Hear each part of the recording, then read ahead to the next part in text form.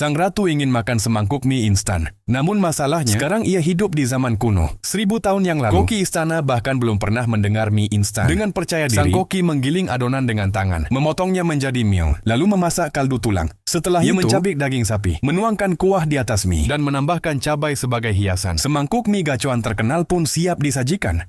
Namun, ratu hanya melirik sekilas dan berkata rasanya buruk. Koki istana pun marah. Ia membuat semangkuk lagi dengan hati-hati. Tetapi ratu malah membentaknya, mengatakan ia tidak berusaha semaksimal mungkin. Kali ini sang koki benar-benar kesal. Ia mengerahkan semua kemampuannya dan membuat semangkuk mie kuah soto. Ratu akhirnya mau mencicipinya. Tapi setelah satu gigitan, ia memuntahkannya dan berkata rasanya menjijikkan. Koki menjadi gila dibuatnya. Ia membuat semangkuk lagi, tapi ratu berkata tidak pedas. Lalu ia membuat yang baru. Setelah memakannya, ratu berkata terlalu pedas dan menuduhnya ingin membunuhnya. Koki menyerah dan menolak untuk memasak lagi. Ia berkata kalau ratu tidak puas, sebaiknya masak sendiri. Ratu pun marah. Ia langsung menuju dapur untuk menunjukkan seperti apa mie instan yang sebenarnya. Tapi bagaimana mungkin membuat mie instan di zaman kuno? Ia meraih pisau dan memutarnya seperti atraksi sirkus. Koki istana yang awalnya menertawakannya, kini terkejut. Ratu mulai memotong sayuran sambil berkata ini adalah pertama kalinya ia memasak. Dan ia tak tahu harus mulai dari mana. Namun sedetik kemudian, sang koki hanya bisa terdiam melihat keterampilan pisaunya luar biasa. Ia lalu melilitkan mie di sumpit. Ketika mie-nya sudah panas, mie itu dilemparkan ke dalam wajan untuk digoreng. Lalu ia menghancurkan campuran rempah dan menyaring menjadi bubuk bumbu. Mie instan pun jadi seketika. Gerakannya membuat semua orang terpana. Tapi koki masih tidak peduli.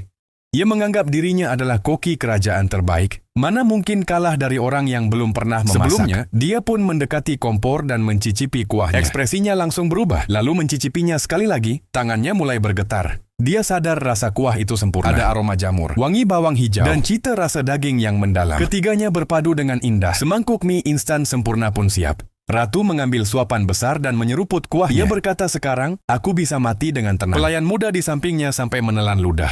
Ratu mempersilahkannya untuk ikut makan. Pelayan itu mencicipi dan berkata, rasanya luar biasa. Ia bertanya bagaimana Ratu bisa memasak sebaik itu. Ratu menjawab, dulu aku adalah koki master chef.